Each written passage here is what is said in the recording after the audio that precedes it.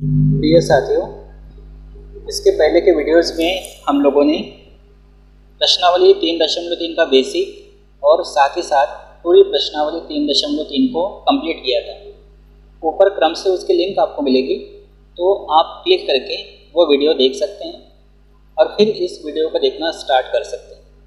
आज हम पढ़ेंगे उदाहरण 7 से।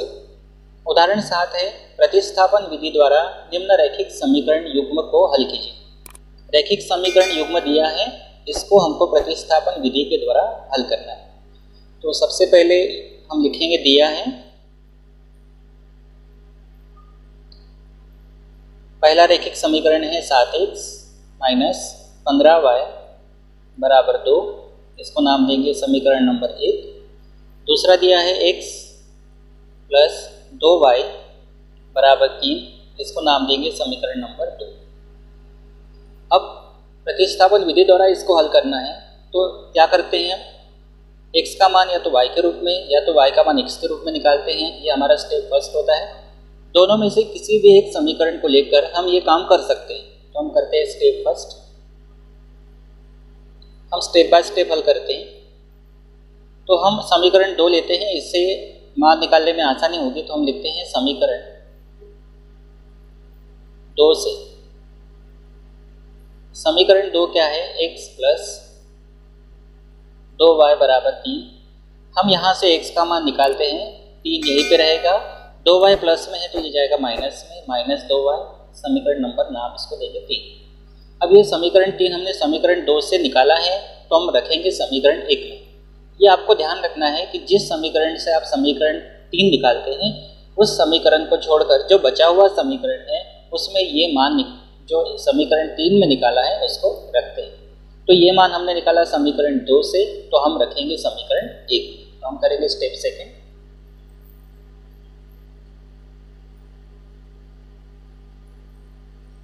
समीकरण 3 से x का मान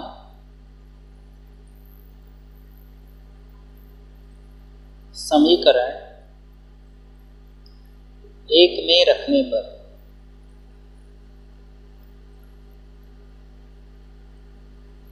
तो समीकरण 1 क्या है हमारा, 7x माइनस 15y।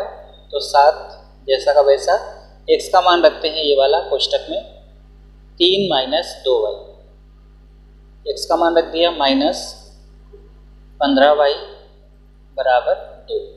अब इसको हल करते हैं। हमारा ये जो समीकरण है y के रूप में बन गया, तो यहाँ से y का मान मिलेगा।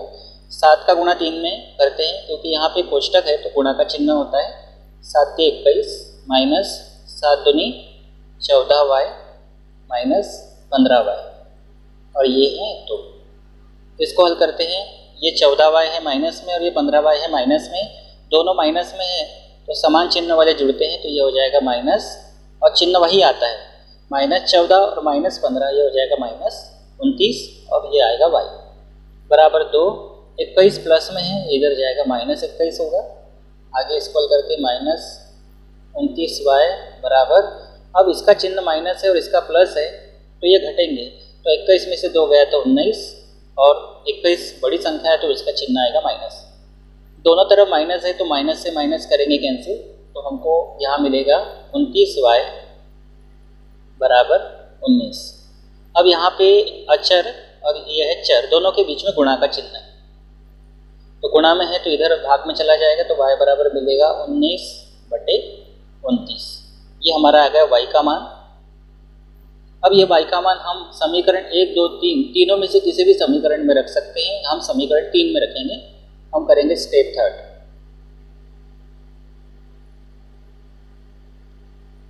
लिखेंगे y का मान समीकरण 3 में रखने पर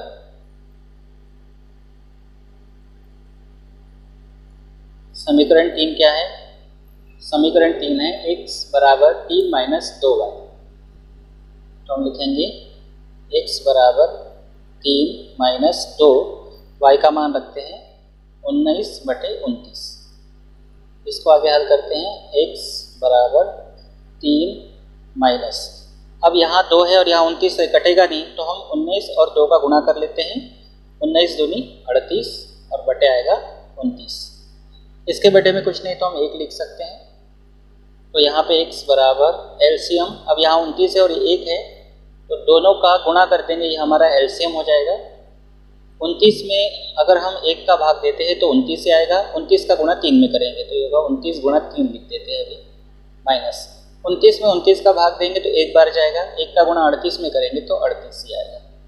तो यहाँ x बराबर हमको गुणा कर लेते हैं, क्या मिलेगा 3 9 27 के साथ हासिल के 2, 3 दूनी 6 और 2 8, माइनस 38 बटे 29।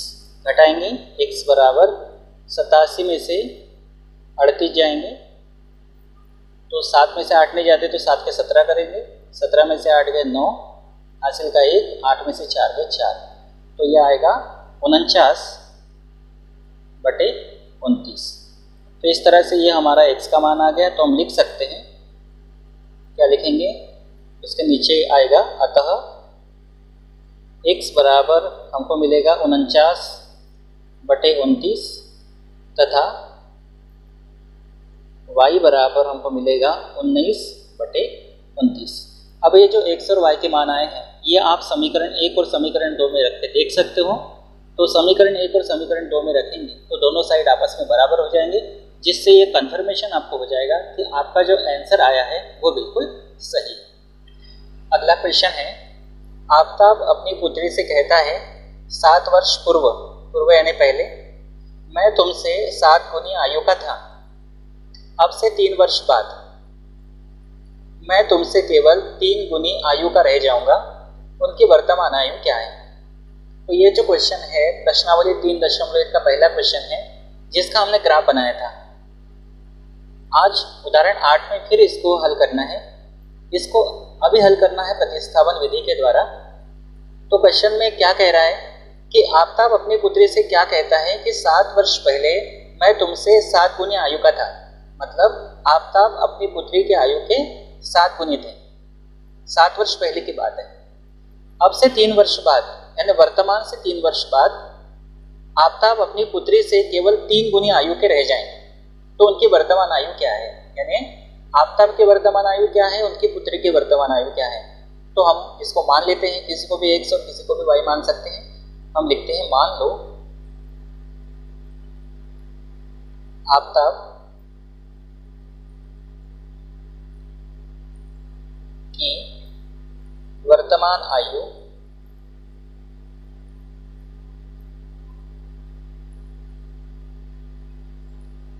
ये मान लेते हैं हम x और आयु है तो वर्ष, तथा आफताब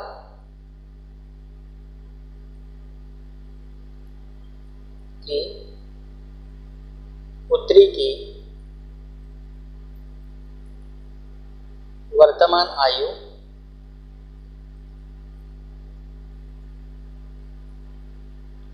इसको हम मान लेते हैं y वर्ष। आफताब की वर्तमान आयु हमने मान ली x वर्ष और पुत्री की वर्तमान आयु हमने मान ली y वर्ष। अब चलते हैं प्रश्नानुसार। सबसे पहले बात की है प्रश्न में 7 वर्ष पूर्व की, तो हम लिख देते हैं सिंपली 7 वर्ष पूर्व।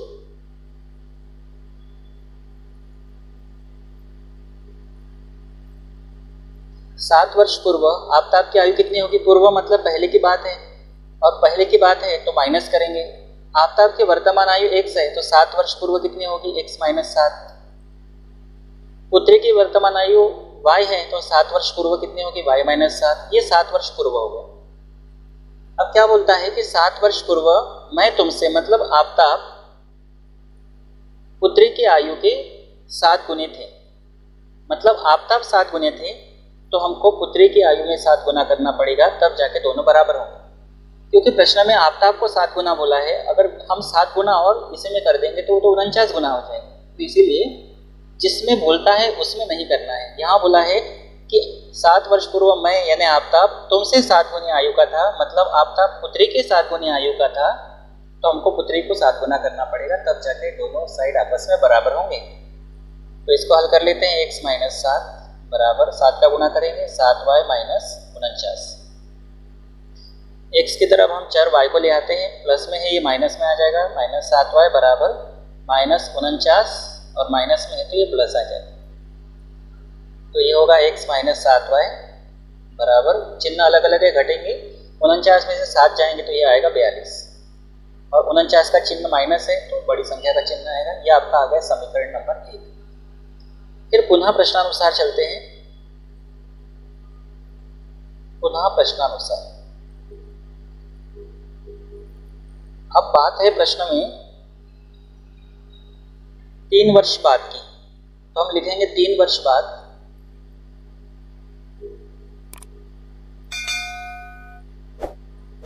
आफताब की वर्तमान आयु x है तो 3 वर्ष बाद होगी x प्लस 3, पुत्री की वर्तमान आयु y है तो 3 वर्ष बाद होगी y प्लस 3। प्रश्न में क्या बोलता है कि अब से 3 वर्ष बाद मैं तुमसे केवल 3 गुनी आयु का रह जाऊंगा, मतलब 3 वर्ष बाद आफताब अपनी पुत्री के 3 गुनी आयु के रह जाएंगे तो पुत्री को 3 गुना करना पड़ेगा, तब जाके दोनों आपस में बराबर होंगे। इसको हल कर लेते हैं। x प्लस 3 बराबर ये होगा 3y प्लस 3 दिया 9। चरों को एक साइड ले आते हैं, x माइनस 3y प्लस का माइनस हो गया 9 और इसको इधर लेके जाते हैं तो माइनस 3 होगा, आएगा x माइनस 3y बराबर 6, समीकरण नंबर 2। अब दोनों समीकरण आ गए। अब हम प्रतिस्थापन विधि लगाते हैं, तो हम हेडिंग बना लेते हैं लगे तो यहाँ पर प्रतिस्थापन विधि से।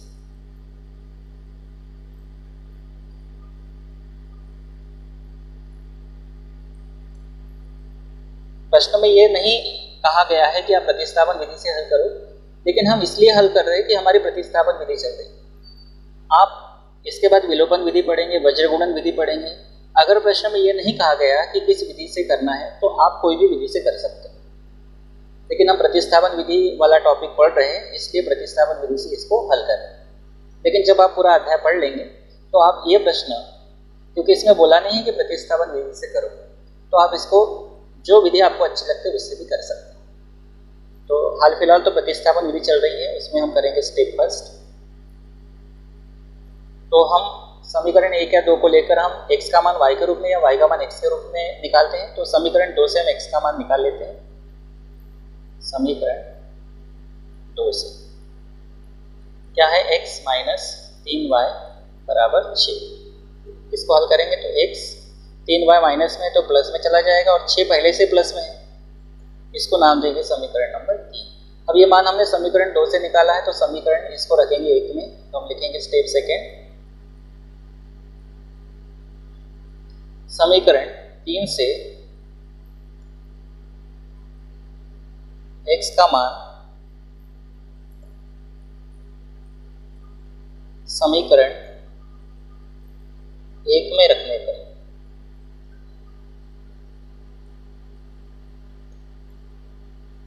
समीकरण 1 क्या है हमारा, x माइनस 7y बराबर माइनस 42।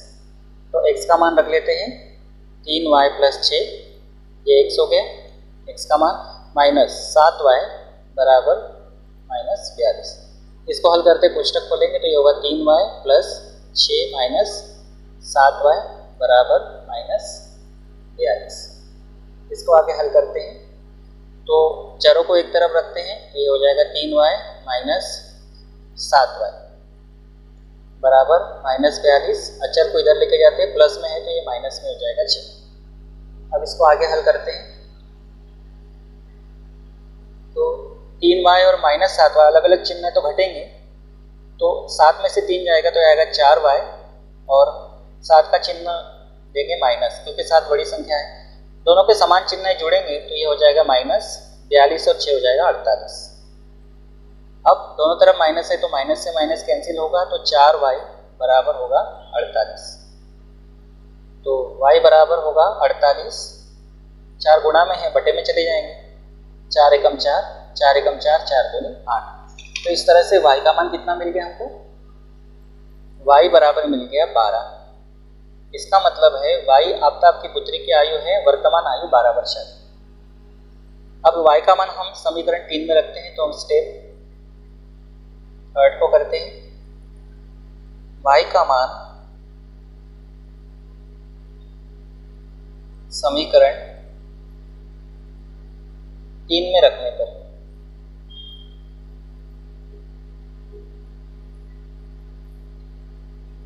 समीकरण 3 क्या है हमारा, x ये वाला है, x बराबर 3y प्लस 6, तो x बराबर 3, y का मान 12 प्लस 6, इसको हल करेंगे। x बराबर 12 या 36, क्योंकि गुणा पहले होता है फिर जोड़ते हैं बॉटवास के नियम से, तो 36 प्लस 6, x बराबर ये हो जाएगा 36 और 6 42।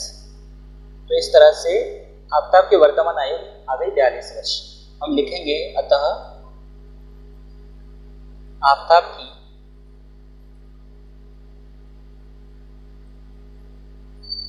वर्तमान आयु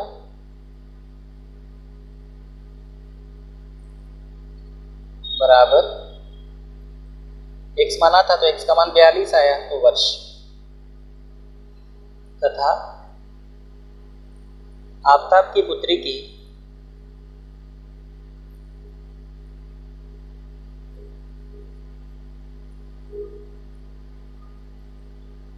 वर्तमान आयु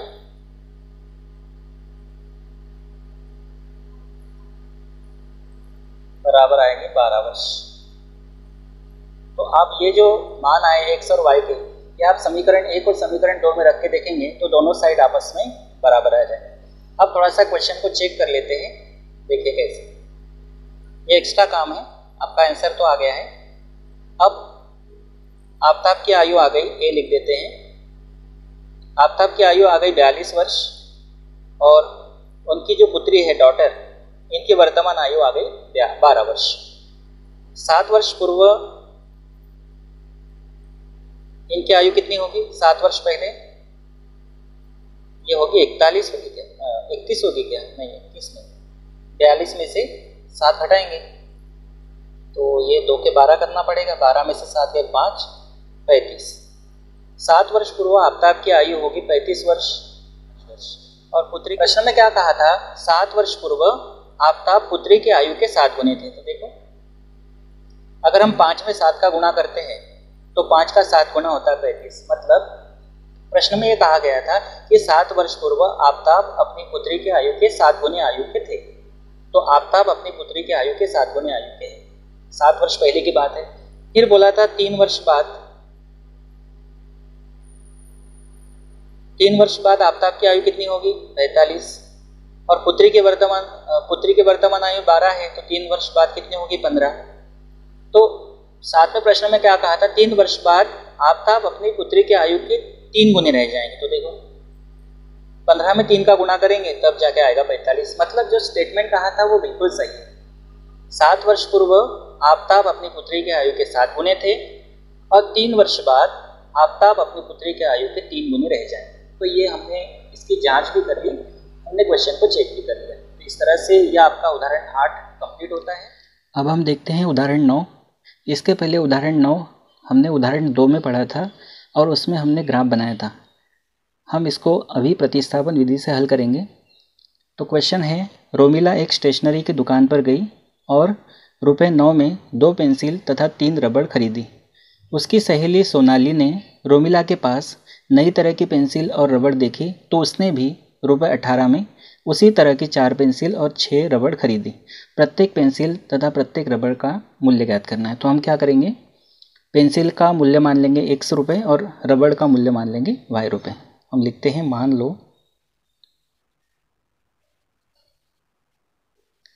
प्रत्येक मतलब एक पेंसिल का मूल्य हम मान लेते हैं x रुपये, रुपये का सिंबल पहले लिखा जाता है, तथा एक रबड़ का मूल्य हम मान लेते हैं y रुपये। एक पेंसिल का मूल्य हमने x रुपये मान लिया, एक रबड़ का मूल्य हमने y रुपये मान लिया। अब प्रश्न क्या कहता है? हम लिखते हैं प्रश्नानुसार।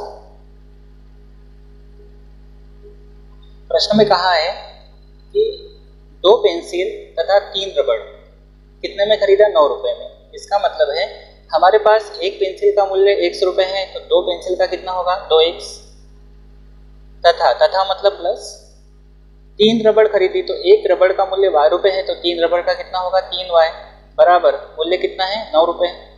अब ये भी रुपए है, ये भी रुपए है, रुपए रुपए जुड़ेंगे तो रुपए और इधर भी रुपए, तो रुपए से रुपए होगा कैंसिल, इसलिए हमने यहाँ कहीं रुपए लिखा नहीं है। इसको नाम देते हैं समीकरण नंबर 1। पुनः प्रश्नानुसार हम लेते हैं।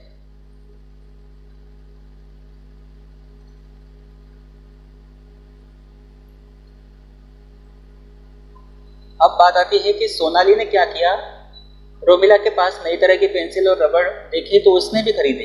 18 रुपए में 4 पेंसिल तो होगा 4x प्लस मतलब और या तथा 6 रबड़ यानी एक रबड़ का मूल्य ₹y तो 6 का होगा 6y बराबर 18। समीकरण नंबर 2। अब समीकरण 1 और समीकरण 2 दोनों समीकरण आ गए, तो हम प्रतिस्थापन विधि से हल करते हैं। तो हम लिखेंगे स्टेप फर्स्ट,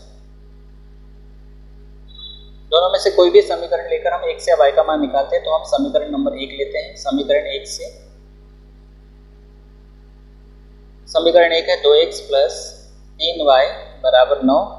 यहाँ से हम x का मान निकाल लेंगे तो 2x बराबर 9 प्लस में है तो ये होगा -3y, x के साथ 2 गुणा में है तो x बराबर आएगा 9 माइनस 3y बटे 2। इसको नाम देंगे समीकरण नंबर 3। अब ये समीकरण 1 से निकाला तो समीकरण 2 में रखेंगे। हम करेंगे स्टेप सेकेंड। समीकरण 3 से x का मान समीकरण 2 में रखने पर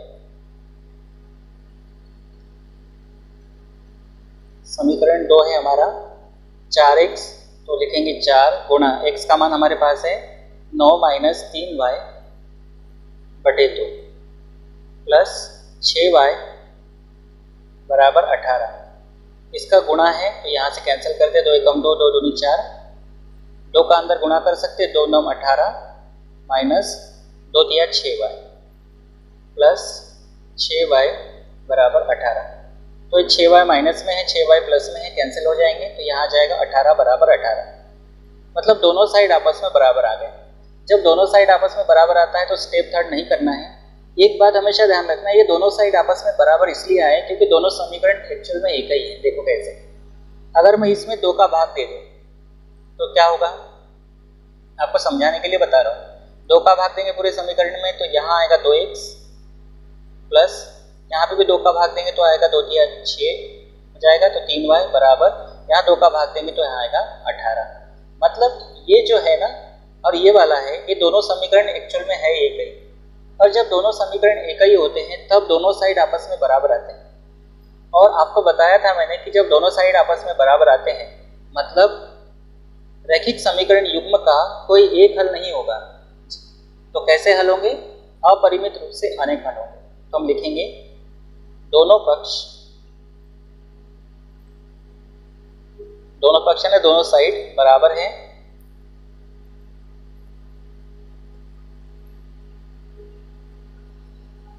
अतः हम इसको ऐसा लिखते थे, दोनों पक्ष बराबर हैं अर्थात दोनों समीकरण एक ही है। दोनों समीकरण एक ही है इसलिए तो दोनों पक्ष आपस में बराबर है। दोनों समीकरण एक ही है, अतः रैखिक समीकरण युग्म का या रैखिक समीकरण युग्म के अपरिमित रूप से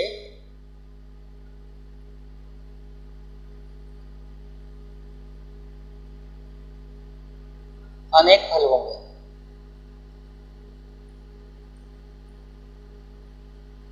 अनेक हल होंगे इसका मतलब है पेंसिल और रबड़ का कोई एक फिक्स मूल्य नहीं होगा, यानी कोई अद्वितीय हल नहीं होगा, बल्कि अपरिमित रूप से अनेक हल होंगे। तो इस तरह से उदाहरण 9 को हमने किया। अब है उदाहरण 10, इसको हमने उदाहरण 3 में पढ़ा था, इसका हमने ग्राफ बनाया था। अभी इसमें पूछा है 2 रैखिक समीकरण युग्म दिए हैं और पूछ रहा है क्या रेल की पटरियाँ एक दूसरे को काटेगी। तो हमारे पास जो रैखिक समीकरण दिए हैं उनको लिख लेते हैं। सबसे पहले तो दिया है पहला रैखिक समीकरण है x प्लस 2y माइनस 4 बराबर 0, समीकरण नंबर 1। दूसरा है 2x प्लस 4y माइनस 12 बराबर 0, समीकरण नंबर 2। इसको हल करते हैं तो हम लिखेंगे स्टेप फर्स्ट। दोनों में से कोई भी एक रैखिक समीकरण को लेकर x का मान y के रूप में या y का मान x के रूप में निकालते हैं तो समीकरण 1 लेंगे। समीकरण 1 से x प्लस 2y माइनस 4 बराबर 0, यहाँ हम x का मान निकाल लेते हैं। तो x का मान क्या होगा, इनका पक्षांतर करेंगे, ये होगा माइनस 2y प्लस का माइनस है, माइनस 4 का हो जाएगा प्लस 4। इसको नाम देते हैं समीकरण नंबर 3। x का मान हमने समीकरण 1 से निकाला है तो समीकरण 2 में रखते हैं, तो हम लिखेंगे स्टेप सेकेंड।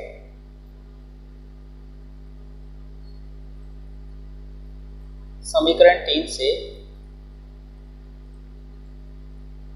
x का मान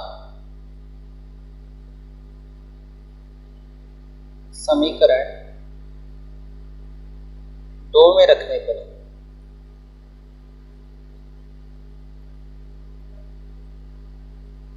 समीकरण 2 है 12 बराबर 0। इसमें हम मान रखते हैं तो यहाँ आएगा 2, x का मान हम रख देते हैं कोष्टक में minus 2y plus 4 plus 4y minus 12 बराबर 0। आगे हल करते 2 का गुणा करेंगे तो ये हो जाएगा 2 दूनी माइनस 4y प्लस 2 चौक 8 प्लस 4y माइनस 12 बराबर 0। 4y है प्लस में है माइनस में है तो कैंसिल हो जाएंगे। यहाँ बचेगा 8 माइनस 12 बराबर 0। तो 12 और 8 है, ये अलग अलग चिन्ह है तो घटाएंगे। 12 में से 8 गए 4 और चिन्ह आएगा 12 का माइनस बराबर 0। देखिए माइनस 4 बराबर 0 आया है। क्या माइनस 4 बराबर 0 क्या ये संभव है क्या? माइनस 4 बराबर 0 ये संभव नहीं। तो हम लिखेंगे चूंकि दोनों पक्ष आपस में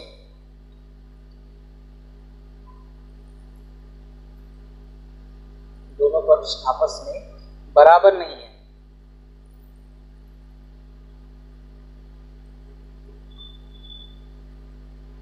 अर्थात यह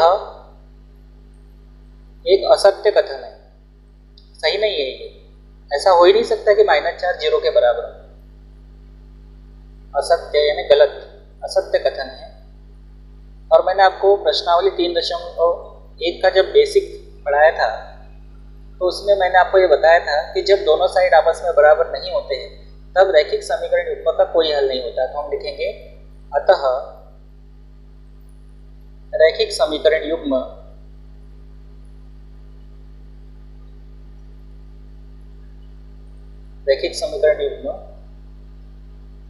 का कोई हल नहीं होगा। और कोई हल नहीं होगा इसी का मतलब है कि रेल की जो पटरियां एक दूसरे को कभी नहीं काटेगी, अर्थात रेल की पटरियां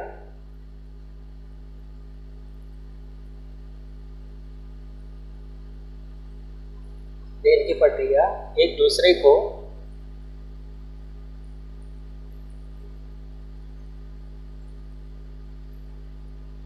कभी नहीं काटेगी।